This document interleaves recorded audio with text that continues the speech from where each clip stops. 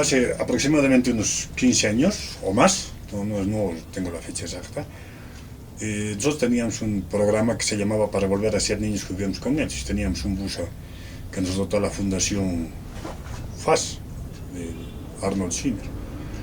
Entonces nos invitaron a hacer una jornada en Sacaca. Y da la casualidad que el voluntario que nos llevaba con el caso se llamaba Yupanqui Zíos, era un compañero de arquitectura de Mijanaira, y lo interesante del tema es de que su papá era nacido en Bolívar, que es el lugar más cercano a Zapacheta. Nosotros hace unos 15 años fuimos a Sacaca y el amigo Yupanqui nos paramos ahí en el lugar donde estaba emplazada la Pacheta Calacalá y me explicó en breves rasgos. Y yo me maravillé cuando vi semejante montículo de piedras que, según lo que me explicó Yupanqui, que su papá era el que siempre se aproximaba ahí a hallar en esa Pacheta cuando viajaban al pueblo, era que siempre libaban, hallaban con un poco de alcohol, chicha o cerveza, lo que tenía, un poco de coca se esparce en el lugar y se ofrenda algunos meses rituales para pedir licencia para pasar al otro ecosistema o para ir al otro valle. Entonces lo interesante de eso era que a mí me maravilló tanto que me he ido persiguiendo esa idea mucho tiempo. Entonces ha ido pasando el tiempo de modo que a la persona con la que me podía contactar, que sabía que era del lugar, siempre he sido auscultando, preguntando si conocen esa Pacheta, y algunos me decían que sí, que veían a los papás detenerse ahí, a hallar también lo propio, y era muy lindo. La explicación que a mí me ha maravillado es el hecho de que cuando llega la gente ahí, cogen dos piedras pequeñas y con esa piedra hacen el ademán de limpiarse el cuerpo de las malas vibras, de la enfermedad, del cansancio. Entonces hacen el ademán de limpiarse todo el cuerpo, desde los pies, pasando por el torso, la cabeza, el corazón, diciendo, como impregnando a las piedras ese buen pensamiento, diciéndole que se quede mi cansancio, que se quede mi enfermedad, que se quede mis malas vibras, y arrojaban las piedras de espaldas a la Pacheta. Entonces cuando vemos esa Pacheta, es una Pacheta de aproximadamente casi 6 metros de altura, 5,50 han dicho, y tiene un perímetro debe estar más o menos de largo, debe ser unos 10 metros por unos 8 metros, si fuera, pero es más o menos ovoidal, pero sus lados máximos es 10 por 8 metros y una altura de 6. Entonces solo viendo esa Pacheta podemos imaginarnos la cantidad de personas que han pasado. En la explicación que me dieron es de que ese lugar era parte del circuito de los llameros, que dice que los llameros de Salinas, de algunos lugares donde había sal, llevaban sal hacia los valles. Entonces iban a hacer el trueque y retornaban de los valles sobre todo con maíz y productos del valle. Entonces ese era el tránsito permanente de llevar, como llama, sal de este lado del altiplano para ir al valle y traer productos del valle. Entonces ahí uno, cuando ve esa Pacheta, inmediatamente tiene un pensamiento de que ahí han pasado miles de personas, viajeros. Entonces eso es lo importante y lo lindo de ese lugar, y lo sagrado, porque han sido nuestros abuelos los que hacían ese tránsito ya hace muchísimos años. Después de ese viaje nos invitaron también a otra población pequeña, una comunidad rural, no sé cuánto nombre, pero que estaba al ala derecha de Bolívar. Fuimos también más o menos hace unos 15 años. Después, la tercera vez, fuimos lastimosamente falleció el señor, el ingeniero Oscar Zíos, que era el oriundo del lugar, y yo fui a un velorio fui en Todos Santos, a la casa presentar mi costumbre de conectarme con los difuntos. Y ahí comentando con Yupan, que le dije, ¿cuándo vamos a ir a La Pacheta? Pero vamos al siguiente domingo, más o menos me dijo. Y fuimos al siguiente domingo, el año pasado más o menos, ha debido ser en noviembre, que fuimos a ofrendar una mesita para don Oscar Ríos. Y fuimos ahí con la familia, entre 3 de la familia Ríos, la esposa y mi hijo mayor. Y ahí un poco recordé todo cómo me había conocido el lugar y la magia que tuvo ese lugar en mí, porque todo el tiempo al que venía, como te dije, preguntaba por el lugar. Y después de eso ya invité para la siguiente oportunidad al licenciado Marcelo Lara, que era secretario de Cultura y Turismo de la Gobernación, y creo que con él fuimos más o menos en diciembre del año pasado. Porque las apachetas que conocemos nosotros normalmente, por ejemplo la apacheta que está en la cumbre, es una pequeña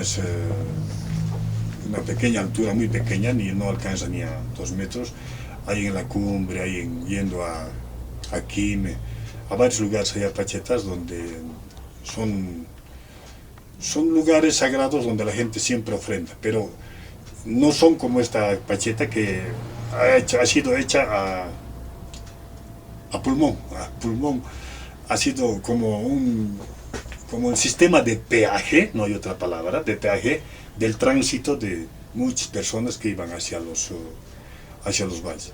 Y también fuimos este último a hacer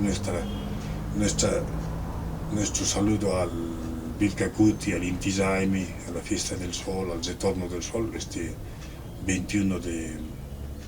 Y una maravilla el lugar, porque ahí sí puedes sentir cómo la recepción de los primeros rayos del sol a tu altura, porque esa nuevamente se convierte en una planicie a esa altura y se ve cómo el sol empieza a emerger casi a tu altura.